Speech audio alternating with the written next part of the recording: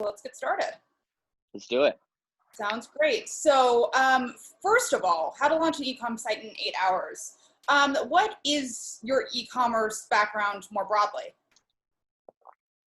Well, I got my start in advertising. I sort of worked at a massive ad agency working in brand strategy, mostly very, very large companies that weren't focused on e-com, but I think it's important to have a foundation and sort of understanding how brands come about having a brand strategy and brand ethos and so on, and how that then sort of trickles out into the world by way of various advertisements. And then really it's just been through starting this company. I think like e-com, if you look at Shopify stock, which has just exploded over the past 5 years, e-com, direct to consumer, like this is a trend that over the past 5 to 8 years has just hockey sticked. There are over 800,000 Shopify stores, which is just one option, say, if you were to host an e-com site. Yeah, my experience is just that I started the hub. We have 40,000 photographers and we connect them to brands, and most of the brands we work with are e-com brands. And so through the process of doing that, I've gotten to know on a very personal level and helped many brands with their marketing, dozens and dozens and dozens of brands, and seen up close their challenges and been able to help in a variety of ways. And just so we kind of have a functionality of, the terms that we're using in this session, what is your definition of e-com, and are there any elements of e-commerce that people sometimes forget when they're looking to launch their own thing? Yeah, I mean, again, I think so. I'm working with a business right now. She's been in business 14 years. It's a very successful business, many millions of dollars of sales a year. It's a clothing business, but all of her business was wholesale, which means that she, has various supply chains. She creates articles of clothing and then she sells them wholesale to retailers who will then sell in person in brick and mortar stores. Some of them are e-com to their customers. And all of a sudden, this client I'm working with is panicking because of COVID.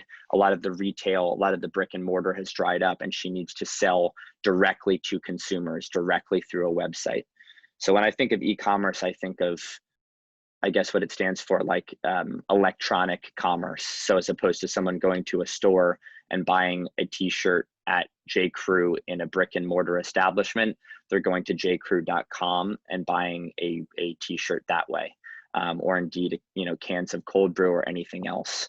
And as we all live in this Amazon economy, this Shopify economy, I would venture that most of the people watching, particularly if they're our age, do 80-90% of their shopping online now, as opposed to driving to a store to buy ink cartridges for their printer, which is a weird thing to say if they even have a printer, or pet food or cold brew coffee or anything really. So many things can now be bought online. So that's what I mean by e-commerce. You just went through the list of everything that I am probably having delivered to me today. So that's kind of spooky. But yeah, no, I would love to know, what's your story? How did you launch this company in 8 hours? And did you use a timeline for 8 hours? What inspired that? Yeah, I think so. My co-founder can attest that I'm very much a morning person, and I wake up early. I take Adderall, so I take the Adderall and it kicks in, and have a cup of coffee, and I usually have a couple crazy ideas before most people are awake that I need to tell someone. And this happens quite frequently. I think something's been happening recently. I've taken on a lot of consulting clients for the hub, just sort of productizing what I've learned about e-com and what I've learned about marketing and e-com business, and helping lots of smaller businesses grow themselves. And so I've gotten under the hood of, let's say, 6 or 7 businesses in the past couple months. And it's been really cool to help. But it's also been very frustrating, might be a little strong, but the company I'm building, the hub, is a two-sided marketplace. I had to build a massive army of photographers. I'm having to now find a massive army of brands that might want to use said photographers, and then I'm having to polish the software that exists in the middle. And if you read about it, scaling a marketplace, whether it's Uber, Etsy, or Airbnb, is like a 10, 15-year proposition to get it to full maturation. E-commerce, a lot of the clients I work with, they've made sizable progress, and they're 6 months in, or 12 months in, or 18 months in. And though they might need my help on certain things, they've really taken a product to market. They're selling thousands or tens of thousands. One of my clients just sold their millionth product. And so it's sort of humbling, right? Like, to my business where I'm in the trenches and I've been working for almost 5 years, and I feel like it's working, but in a very modest way in terms of absolute numbers, that I'm helping businesses that in 6 months, you know, have sold 1 million cans or 1 million units of whatever they're selling. So one thing that has been bubbling in my brain is like, wow, the life cycle of these e-com businesses are just so much faster. It doesn't mean that they're easy per se, but it just means that you kind of have your answer within a year or two as to whether or not it's going to pop or not. And it's not one of these things where the puzzle pieces take 10 years to come together, if that makes sense. Sorry, I'm just going to close some of my windows here because I'm getting all these notifications. So that was one thing rattling around in my brain. Another thing rattling around in my brain was one of my old employees is working for her ex-husband. He owns a juice company, and they sell, the way they pasteurize the juice, Ella, is that they can't sell it to consumers legally. And so they sell it to businesses, namely tech firms in San Francisco. So like Airbnb, or, you know, whatever, Stripe, or, you know, any of these like sexy up and coming companies that offer free food and beverages to their employees. This gentleman and his company will sell 5,000 bottles of, you know, really healthy carrot and beet juice, say, to Airbnb. And they were doing very well. And then COVID hit, and when everyone started working from home, all of their business dried up. And my friend is still working for her ex-husband. She went on maternity leave, and when she came back, they're no longer selling juice, they're selling hand sanitizer overnight. No juice, hand sanitizer. And I kind of let out a sigh of sympathy, like, oh gosh, I'm so sorry to hear that. Like, that sounds really rough. And she's like, don't feel too sorry for me. We've sold $500,000 worth of hand sanitizer in the past 2 months.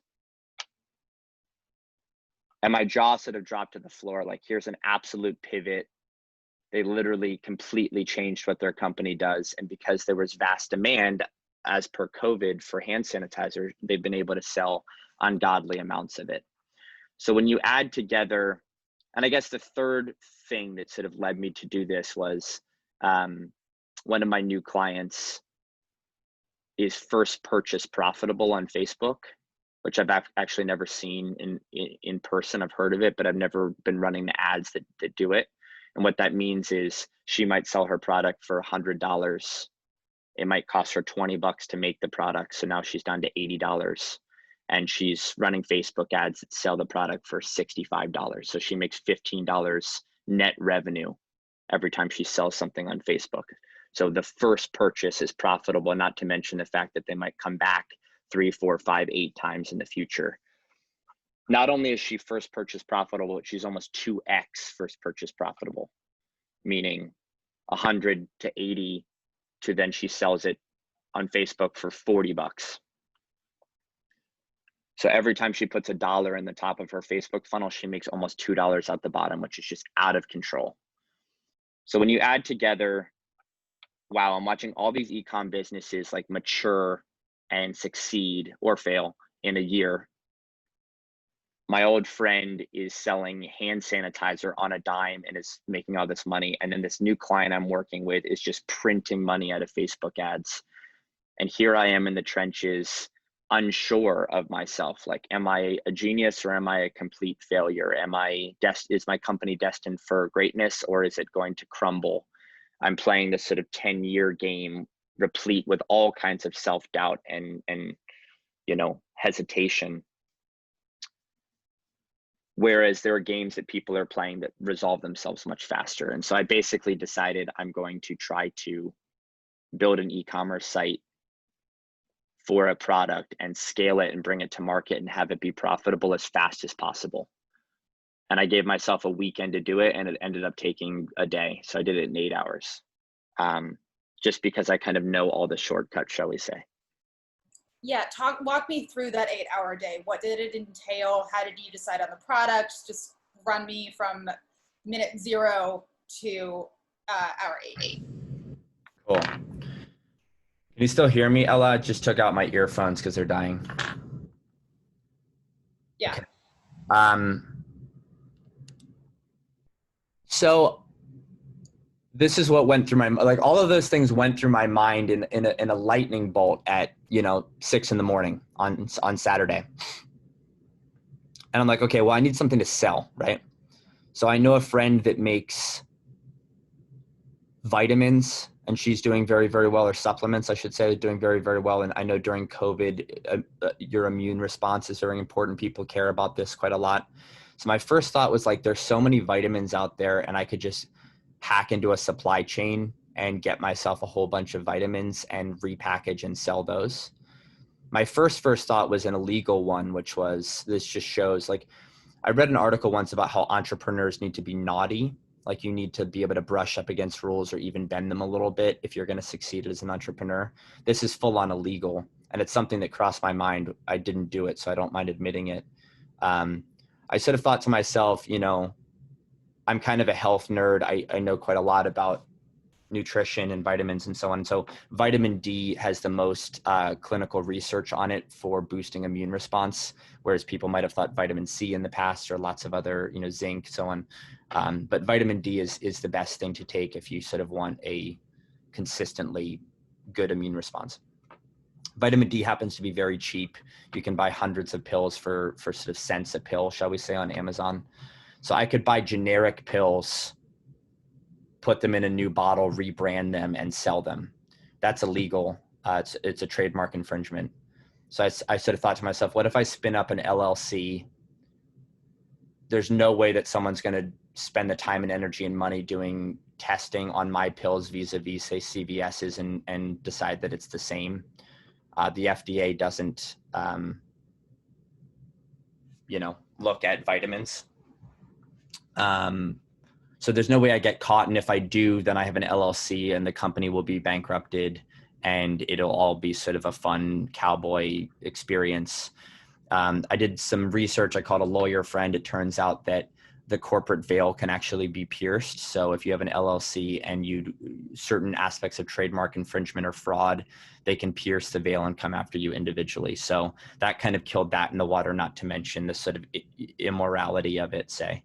But that struck me as the way to find a product that could have outrageous margins, where a pill only costs 2 cents and I could sell each pill for 50 cents as part of like a package sort of millennially thing, right? So then my mind went to a friend of mine who owns a textile company in Brooklyn. She makes, she basically does a lot of like sort of at scale interior design for large companies, and has access to all kinds of fabrics and so on. And she's been making really, really beautiful fabric masks. So I texted her and I said, her name is Ella also, actually. And I said, text me when you wake up. I'd love to talk to you about something, have a crazy idea, whatever. So half an hour later, she calls me, say, listen, I got this kooky idea. I'd love to sell your masks before I have them. If I sell enough of them, then I'll give you a week or 2 heads up and you can manufacture the masks. A, would you be open to signing a white label agreement where you let me sell your masks under my brand? And B, can you price out 1,000 masks, 2,500, 5,000, 10,000, and so on, just depending on how many I sell, so I have a sense of the unit economics. Because she's a small shop and most of it's done by hand and all in Brooklyn, New York, she said she'd get me pricing by that evening, but she could send me the masks that morning. So I took a guess. I thought she'd charge me roughly $6 a mask. And so I built a site on Squarespace. you know, it took me about 2 hours to like really build a nice e-com, like seemingly optimized site that had like a good shopping experience. I took the pictures she gave me and put them in as the shop items. I built a brand and a logo and like a whole aesthetic around the brand. So now we're 3 or 4 hours into the day. I got a bunch of images off of unsplash.com.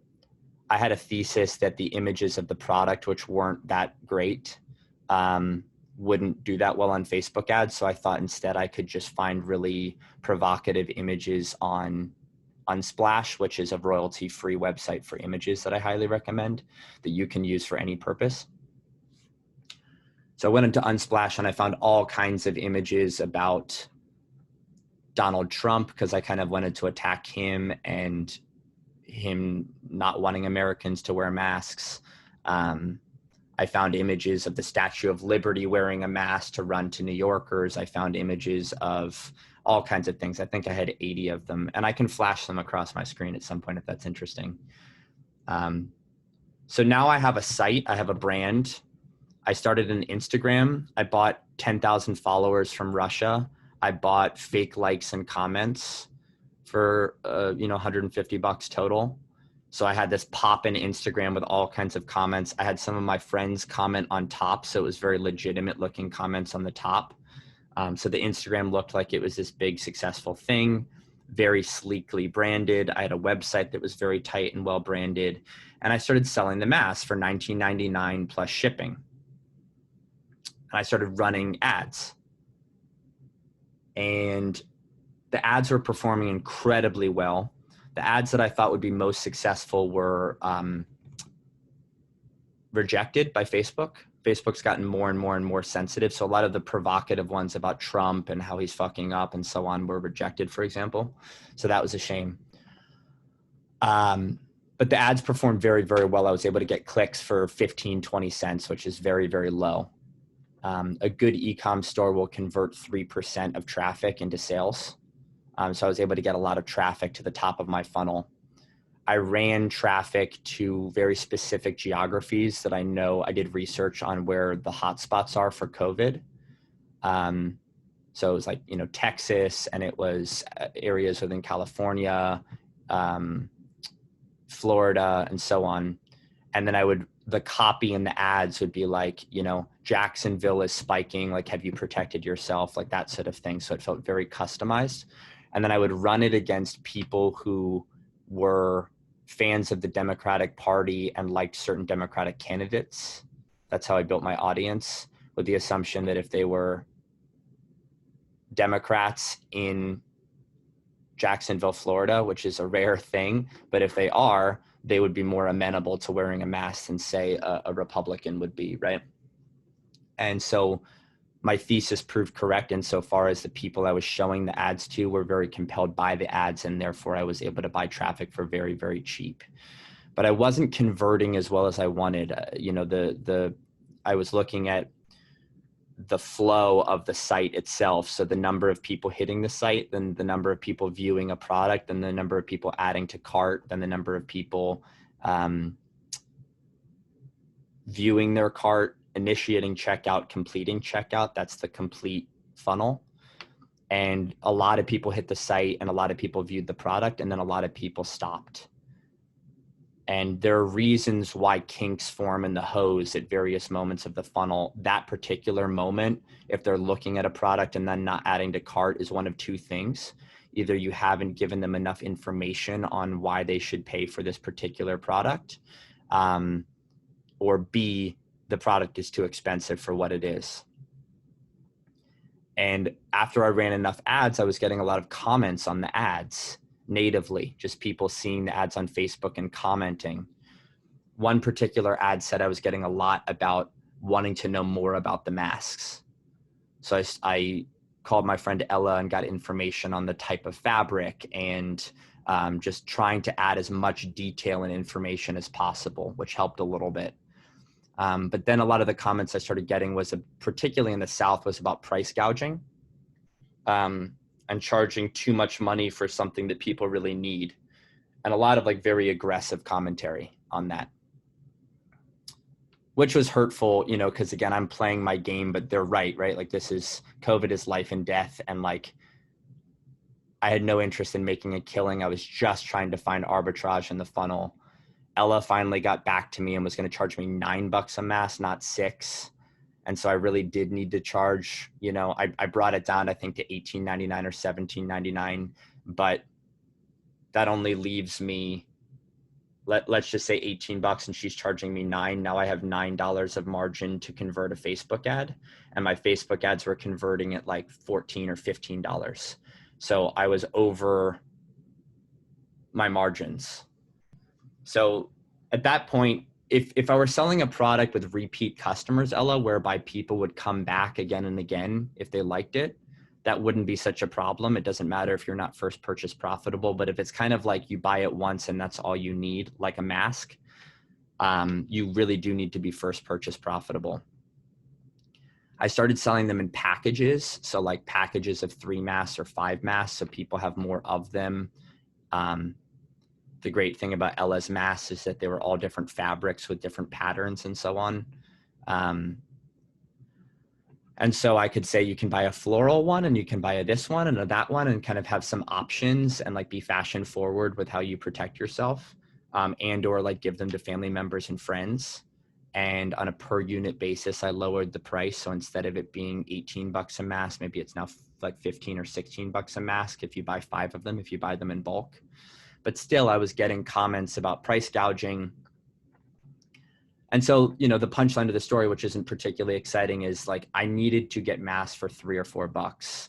And coincidentally, one of my new clients is Chinese, and she has family in Taiwan, Hong Kong, and mainland China, and has 3 factories and amazing supply chains, and could have gotten me masks for $3. Maybe not quite as beautiful or handmade, but, you know, but the punchline is I couldn't sell masks unless I was willing to lose $3 a conversion.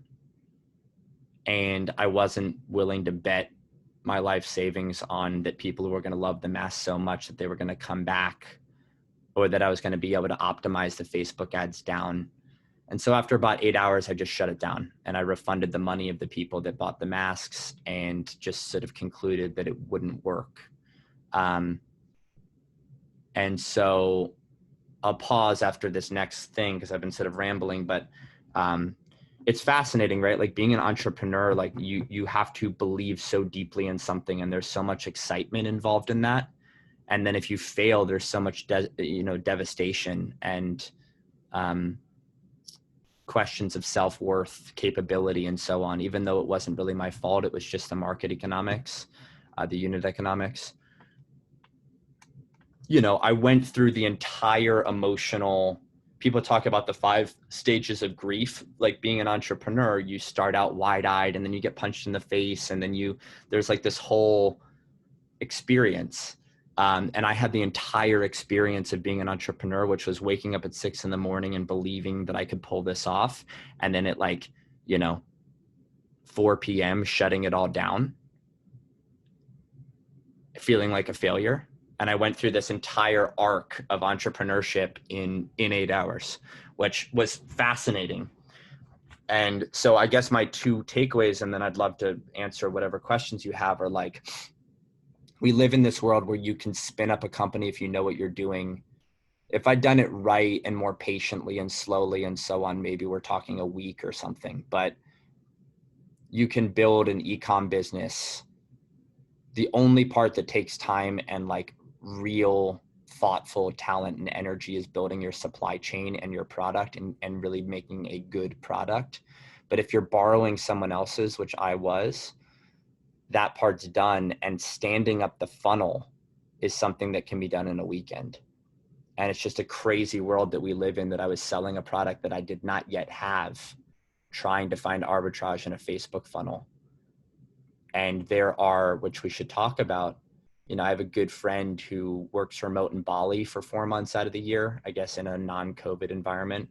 And she lives in like villages of people, all expats, all of whom run businesses like this. And some of them are making $5K a month and it's just sort of enough. And some of them are making $50K a month and just becoming rich off of selling a product, often case it's not even theirs. It's something that they're drop shipping from a factory overseas. They found arbitrage in Facebook or Google AdWords, and they basically work an hour or two a day. They surf and do yoga, and there are not like 5 people doing this where my friend Julia goes. There'll be like 20,000 expats that live in a part of Bali, and all are like doing yoga together in the morning, and entire communities of people that have built companies in the way that I'm describing.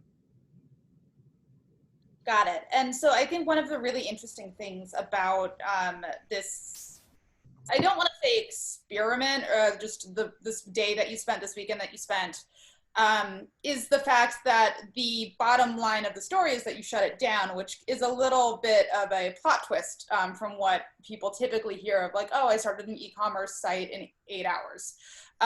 And so I'm curious, do you think that time was wasted? Do you, like, how do you, I know you went through that feeling of failure. How did you rebound from it? Walk me through kind of that aftermath of it and what you learned.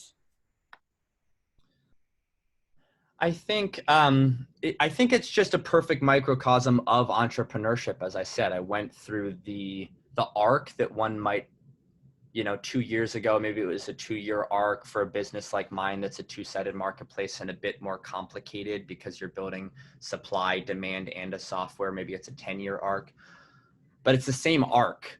And I think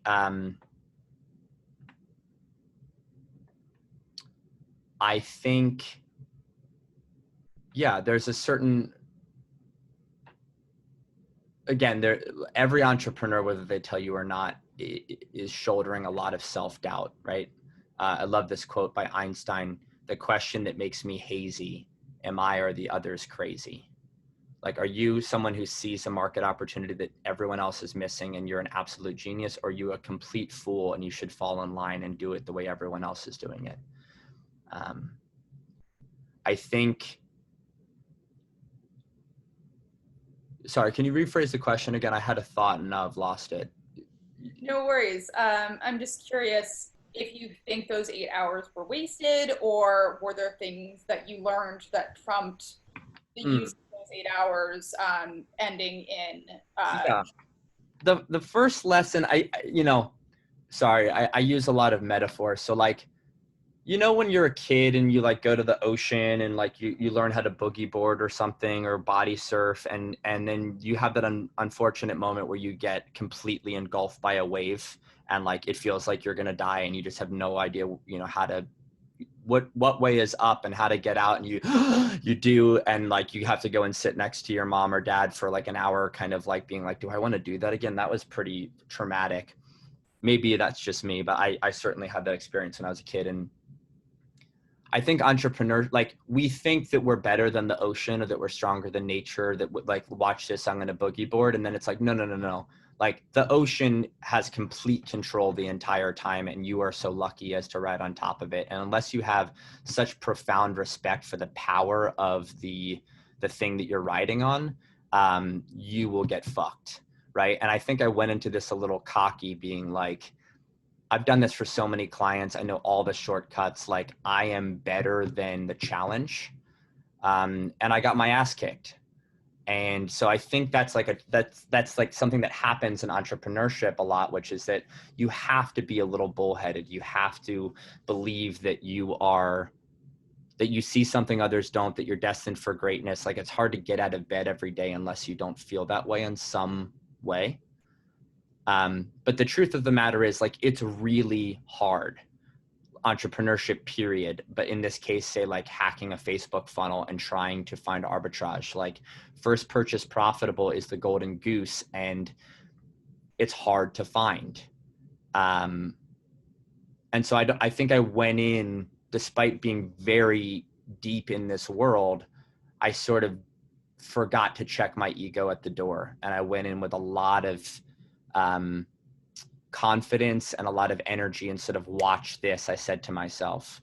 So I think that was my first mistake, was like not respecting the ocean, right? Not respecting that, like, there are rules of the game, and I just work here, kind of thing. So I definitely like relearned that lesson, which is like just to have respect for the larger framework, and like that this is really, really hard, and 9 out of 10 startups fail for a reason. I think the other lesson I learned, to speak out of the other side of my mouth, is that like you can stand up a site. Like, I don't think I did anything wrong. I don't think I would change my approach at all. I really do just think it came down to unit economics. And so you can stand up a site very quickly. And I think there will be a whole generation of entrepreneurs that reverse engineer brands. And what I mean by that is like, Ella, let's say you're wearing a very cool, would you call that a blouse? I think it's just a shirt. You're wearing a very cool shirt. If you were to start a shirt company and you're like, I don't know, should I position it as like sustainable, or should I position it as like really cool patterns and stripes and so on? Or like, what's my way in? And the answer I would have for you is like, unless you have a deep passion for a certain kind of shirt and why it is the way it is, and you're just sort of starting a shirt company, launch it as all three. You know, have a simple website that talks about the stripes, have a simple website that talks about the sustainable fabric, and have a simple website that talks about something else indeed, and run ads to that effect, and let the market speak. Let the market tell you what they want, and it doesn't really matter what you want. So to recap, lesson 1, respect the ocean. Like, you are but a flea, and like you can get tossed about on the back of Facebook or by the sort of journey of entrepreneurship more broadly. And you have to have that respect and that humbleness if you're going to play the game. Second, let the market speak and check your, I guess it's a second version of check your ego. Like, don't go in there being like, my product's amazing because it has stripes on it, and that's that's why people are going to like it. It's like, no, people are going to like it for the reasons they like it. And if they like it because it's monochromatic, it's black and white, and it's all about color, and it has nothing to do with stripes and has nothing to do with sustainability, then that's the story we're going to tell, and that's the brand we're going to build. And so I think you'll see entrepreneurs more and more, particularly e-com, direct-to-consumer businesses, like, it doesn't fucking matter. This founding story of like, I started this company because when I was a little girl, I loved stripes. And it's like, doesn't matter. What do your customers like, and how can you reverse engineer a company based on that? And then the third thing is, yeah, you can, with the tooling that exists, if you're smart about it, you can start a company in a very abridged way. If you really know what you're doing in a weekend, and if you don't, you know, in a couple weeks, a month or two, and like stand up a company and start getting feedback from real customers very, very quickly. And so I think you'll see more people quitting their high paying 6-figure jobs that they kind of hate and being like, I've always wanted to start a blank company. And I see that with a lot of my clients. They all have stories where I worked at JP Morgan, or I was working over here, or I hated this.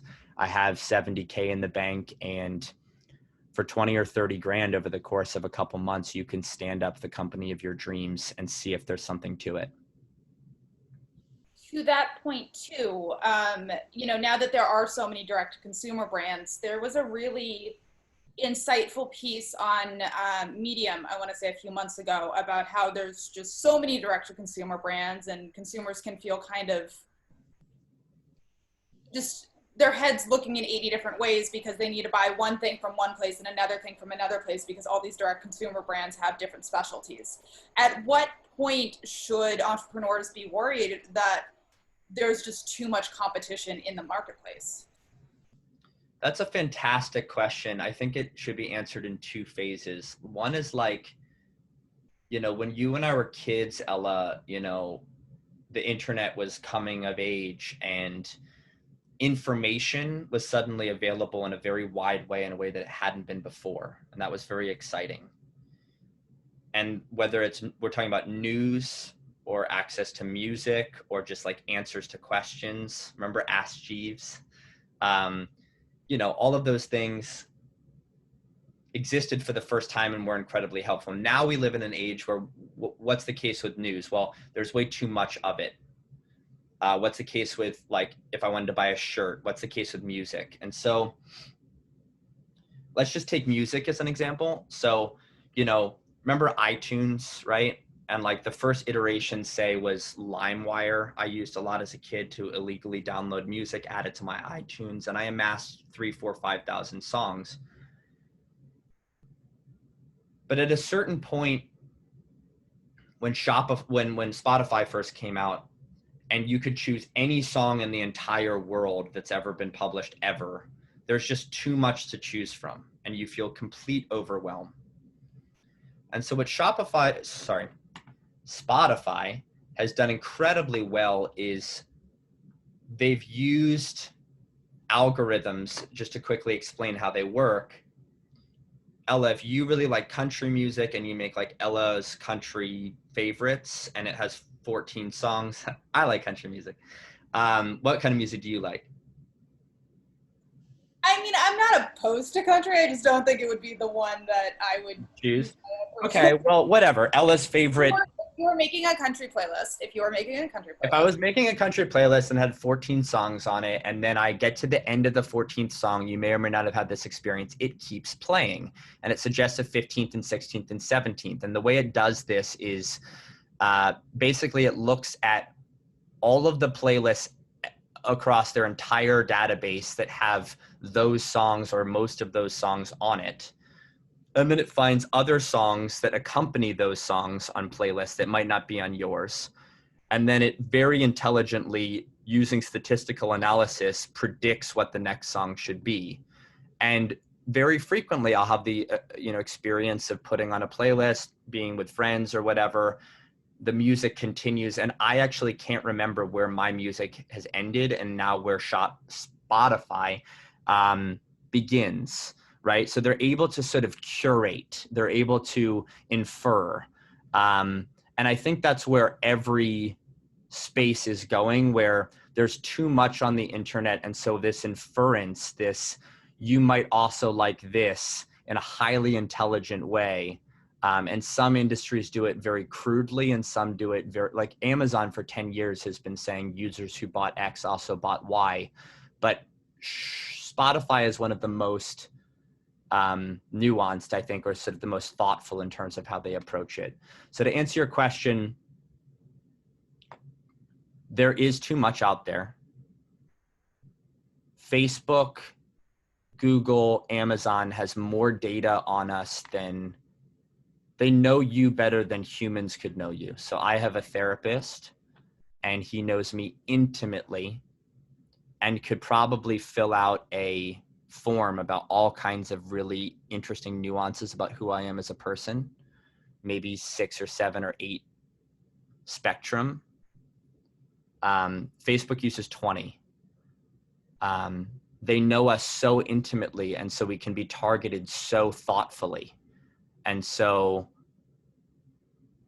if a seller knows what they're doing and runs their ads effectively, they can reach you with a product that you really, really want and break through the noise in a way that shouldn't be possible.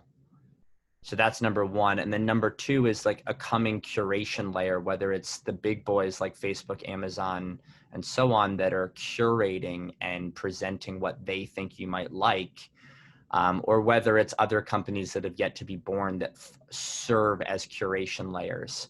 But I think you'll see this next evolution of the internet be very much about curation of information because there is too much of it. I also want to circle back to the idea of using the masks for a minute, because from what you were telling me, a lot of deciding you are going to start selling the masks came just from proximity to your friend who was making them. But also we can't ignore the fact that right now in this pandemic, with all of the recommendations from doctors and from about half of the state officials that we should wear them, there's kind of this perfect storm going on. Was there any other reason beyond just the proximity and that you texted your friend and she said yes, that you were like, oh, maybe I should try selling these masks? No, it's a good question. It's a bit of a red herring. Like I hope I don't sound like a dick for, like the exercise for me was like, can I find arbitrage in a Facebook funnel? And then the next step was like, what could I sell?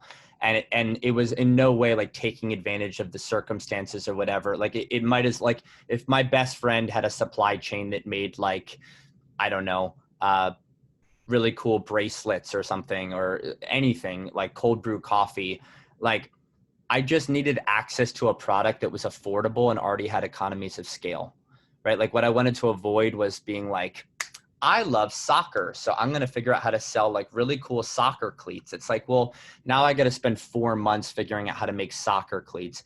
I'd much rather just dip into a supply chain that's already been optimized and like sort of siphon off of that if I'm going to do this quickly, as opposed to starting from complete scratch. So the masks were just, I literally was like, what could I do? Oh, I have a friend, and it just happened very quickly in my mind, but it could have just as easily been cold brew coffee. I have a friend who makes cold brew coffee, or it could have been indeed anything else. It just so happened to be masks, but it wasn't me being like, ooh, COVID, how can I take advantage of the sort of, you know, the fact that people are sick right now. Couldn't be further from the truth. And then you kept on mentioning Shopify, whether inadvertently to Spotify or just as the platform that you used. If you Google, you know, how to set up an e-commerce site, there are so many ads for Shopify, for Squarespace, for all these different platforms. Throughout your expertise, what leads you to decide which platform to use for which client? And how does somebody who's just starting out themselves and doesn't have that like tactical knowledge decide what works for them and their product? That's a fantastic question. I've learned this the very hard way. I think, you know, The Lean Startup is a great book that people should read if they haven't already. But the idea, you know, is this idea of MVP, minimum viable product. How can you take something to market that is as thin a version of your product as absolutely humanly possible? And the hardest part about starting a business, like let's say of the first 2 or 3 years, because there are many hard parts down the road, but in my experience is finding product market fit. What does that mean? It means you have a product, masks in my case, and you need to find a market that really wants and needs your product, and you need to understand why they want and need it. So to go to the shirt example, it might be the stripes, it might be that it's monochromatic, it might be that it's sustainable fabric, it might be that it's really fashionable and has cool pockets. There are a lot of reasons why that shirt might be interesting to young women across the country. So figuring out what makes your product special in the eyes of would-be customers, or even better, repeat customers that really, really, really love your product, that's a very labor-intensive, complicated, and nuanced process. And so if you waste all of your money and time building a state-of-the-art website for $20,000, or all of your time on Indeed anything else in the early stages, there's an expression, it's very eloquent and poetic, that Y Combinator, which is one of the sort of most famous incubators, says, just fucking launch already, is like their mantra, right? Like if you were to start that shirt company, Ella, and you're like, yeah, I'm going to spend 6 months and I'm going to get it. It's like, no, 1 month, get it out there and give people something to respond to. And then you can learn from how they're responding. And so begins the iterative process. If you spend 6 months in a vacuum, making sure that every little cross stitching and everything, people might not care, or worse, people might not like it. And so I've made the mistake dozens of times, let's say in software, of shipping a feature that takes 2 weeks and costs me $4,000 of developer time that no one ends up using. And so instead, what you want to do is ship the simplest version of your software, or launch the simplest version of your website, get feedback, and then build on top of it. So Squarespace I like because it's a CMS, content management system, which is a fancy way of saying a non-technical idiot like me can build it in 2 hours. Shopify, we're talking 10, 20, 30 hours. I believe the language is called Liquid, which a developer needs to know. You should probably have a designer. You know, so I'm making a site for a client right now on the cheap for $13,000. And that's a lot of money if you don't know that it's going to work. So if you're really early in your journey, yeah, use Squarespace.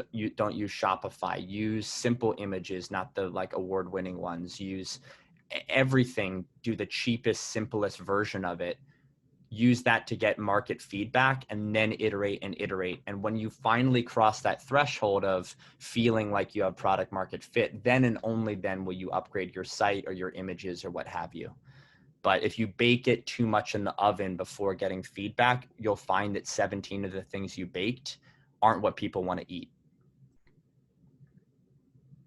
You're on mute. Yeah, no, I'm fixing it. Thank you. I mean, to that point too, one of my questions was definitely just like, how much time should somebody spend? How do they know that they've spent the right amount of time? Because they probably might either be a little gun shy of launching something in 8 hours, or they do want to just like bake in, or they might just not have the bandwidth to really make sure everything kind of flows within that 8 hour period. So what do you think is a sweet spot? Does it exist? Is it a spectrum? Walk me through that. Yeah, it's a spectrum. I mean, it has to do with expertise and how quickly you can move through these phases. There's certain shortcuts I took that some would say are like bad, right? Like I bought 10,000 followers and bots and likes and comments. Like I could have built a following up over a couple weeks. Like, you know, maybe I rushed through the design of the site and I could have taken a little bit more time. Maybe I should have built on Shopify. So for sure, there's a spectrum. So it's really how much money do you have? You know, do you want to do the cheap version, or maybe like a peg or two above that? But if you roughly know what you're doing, or you call me and I'll help you. Yeah, like within a couple weeks, you should have something live. Even if it's just a site that's collecting emails, or, you know, like you should be getting out there and getting feedback and responses from, and touching the world, touching the audience as much as possible. Sort of a weird and unnecessary analogy, but like, you know, let's say you wanted your kid to be socially acclimated, right? And option one is you homeschool them for 8 years and you really teach them every lesson you've learned as an adult as to like how the world works and how to navigate it and what other kids are going to be like. And from age 5 to when they go to high school, you really work on getting it just right. And then you push them out into high school, and then you realize that like some of the things you told them was wrong. They haven't had any chance to sort of like make mistakes or get teased or learn. You know, you're sort of sending them out in the world with one version of themselves without any input. And I would argue, other things equal, that sending them out into the world at 5 and having them come home crying at age 7 and saying so-and-so teased me for this, and I don't know about this, and having like, right? Like being a human being is all about feeling things, learning things, being teased, being judged, and iterating and learning and figuring out who you are, so that hopefully by the time you are walking into the lunchroom in high school, you know that you're meant to sit with the chess nerds, not the football players. Or, you know, like you've learned things about yourself along the way, and products are no different.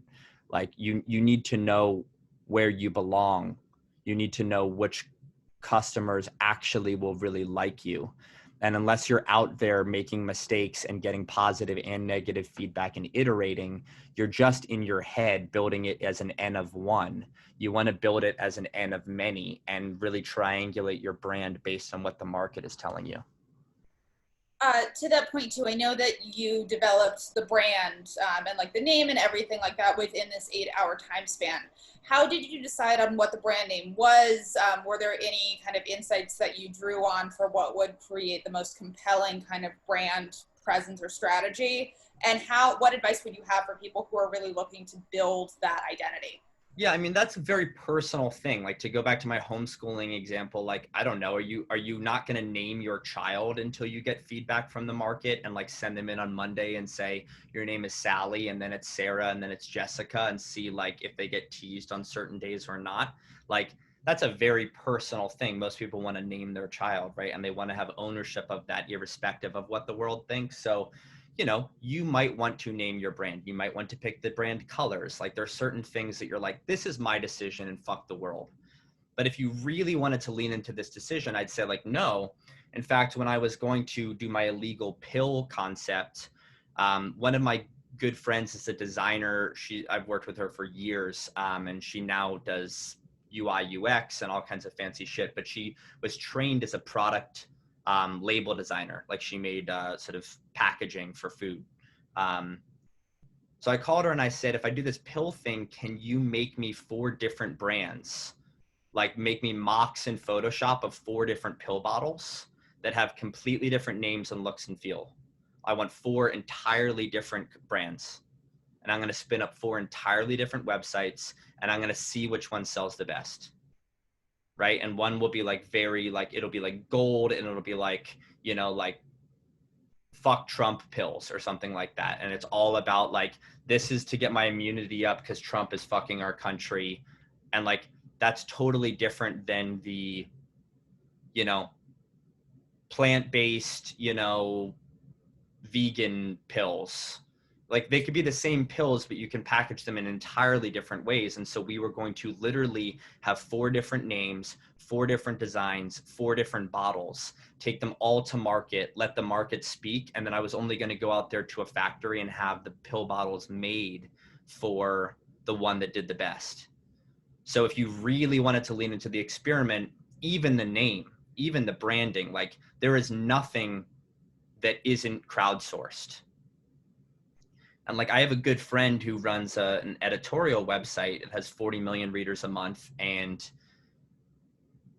you know, the way that he publishes articles that feel very human and personal is very much a mirror. He uses data to determine what people are interested in reading and what they want to read. If he publishes a listicle that says, you know, the 17 reasons you should travel after COVID, and it's doing well, an 18th and 19th and 20th thing get added to the listicle because it's doing well. So what is written and when is written and why is written is all determined by what people are reading and how they're responding. So even editorial, and there's this new thing that just came out, Ella, along those lines that people might find really interesting, sort of fascinating and dystopian. It's called, sorry, I wrote it down. I want to make sure I get the acronym right. It's this new thing called GPT-3, and it's an evolution of GPT-2. It's artificial intelligence that writes, and it writes, it passes a test called the, sorry, just want to get all this stuff right. It passes a test called the Turing test, which is basically if you have a human at a computer terminal and it's communicating with this robot, over 85% of people think that they're conversing with a human being, not a robot.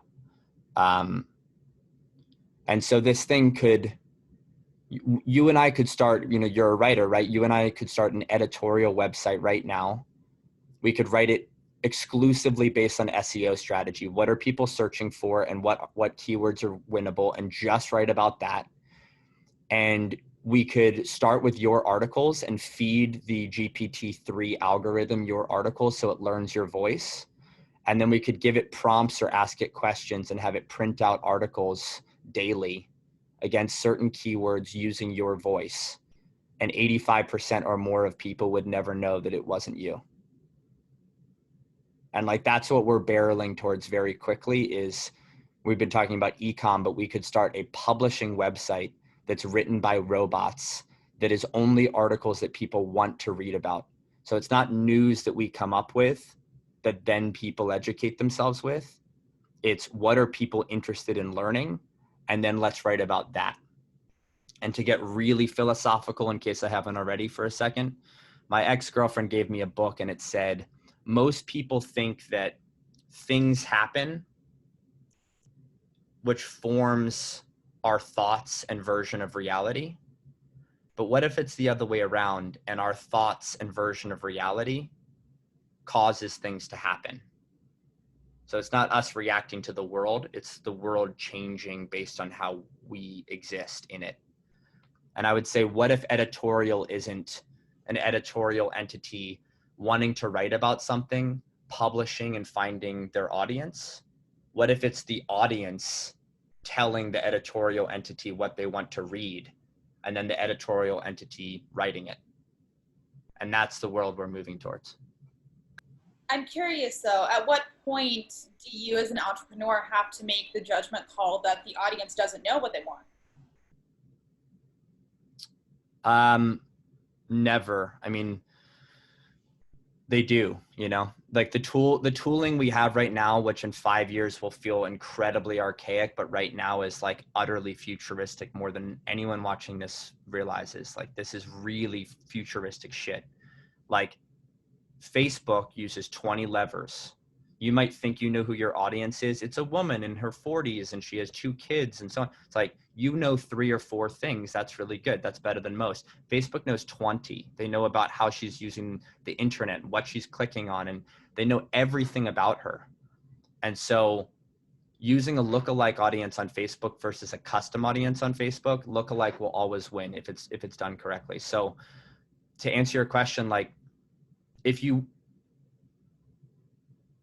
like, true artists don't give a fuck as to how they're received. They create art because it means something to them. Whether you're a writer or a painter or an entrepreneur, you start from your heart, you make something, and then some people in the world will respond, hopefully. And that's why artists are often starving artists, because it's hard to find people that align perfectly with your version of reality. If you want to be rich, as an entrepreneur and artist, you reverse engineering the art you make based on what people want is the way to do it. So consumerism will be defined by a reverse engineering of what the world wants and creating that, not having an opinion about what you think and then projecting it onto the world. And it's scary, it's dystopian, it's violating in some respects, but I'm not guessing, I'm not pontificating. Like, that's where we are today, and we'll be light years ahead of that in the next 1 to 3 years. And so if you're just starting a brand and you want it to have an outsized chance of success, you'll reverse engineer that success by taking bellwethers of market interest and reverse engineering your brand, and not building it in a homeschooling capacity and pushing it out into the world a year or 2 later. And then my last question for you, and I think we'll be just about time, but I'm just curious your thoughts. So we've all kind of been living in quarantine and social distancing for 4 to 5 months now, and it's not going to stop anytime soon. But I'm just curious how this once in a generation occurrence, to your mind, is going to change e-commerce, or is e-commerce going to change parallel to it? Are there intersections there? Walk me through that. Yeah, I mean, e-commerce has exploded during COVID, right? Like, people are shopping online. If you look at grocery, I can't remember the number off the top of my head, but it's scary numbers as to the amount of money that's moving from terrestrial grocery shopping, like going to Whole Foods versus digital, and people buying on Instacart or whatever and having someone show up at their house.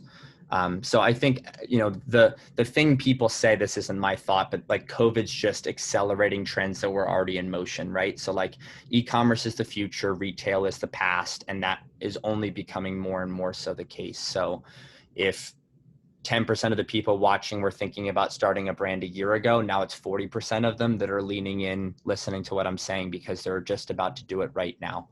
So in the short term, I think there's an L-shaped recovery, which is to say the market's up, you know, way, like, the market is overly optimistic, I think, for where the world is right now. And I think it's going to come back down. And then I think it's going to slowly recover over a 5 to 10 year period. So we will be in a recession for a meaningful amount of time, is my read. So starting a company is risky. Capital will be harder to shake out of the investor tree. It's hard to start a business right now. And yet people are more comfortable working from home. More customers out there interested in buying things online than ever before. So the idea of me or you taking this laptop and working from Bali or wherever you live or wherever I live or wherever I want to go, and starting a very simple company that listens to the market and reverse engineers a product based on that, there's never been a better time to do that. And if you can do it in a profitable way where you keep costs down, and or your first purchase profitable quite quickly and don't need to raise much money or any money at all, I think you'll see, you know, a huge hockey stick of Shopify use in the next 6 to 18 months. Like watch their stock. I bet if you look at when this was published and the stock then versus 18 months from now, Shopify will be up 30%. It already has ripped in the past year, but it will continue to go up. And more and more entrepreneurs will start businesses online. More and more people will buy things online. The curation layer needs to be figured out a bit more because you're right, there is too much shit. But my broad strokes answer is like COVID's only accelerated this, and the trend towards e-com and D2C, which has really marked the past 5 years, is gonna, if it's been growing like this, it's gonna go steeper for the next couple of years. Is there anything about your 8-hour experiment that we didn't talk about that you would want people to keep in mind? I think just that it was an experiment, and I think you know, a big tenet of entrepreneurship is fail fast, right? Which I did, kind of definitionally more than was meant when that term was coined. So I don't regret it. I feel invigorated by it. I'm going to try it again in other ways. I think you have to if you're an entrepreneur. And I think it was just an experiment. It was like, wow, times are really weird and a lot of things are coalescing. Let's see if I can sort of make rubber hit the road from a lot of the things that I'm feeling on the ground.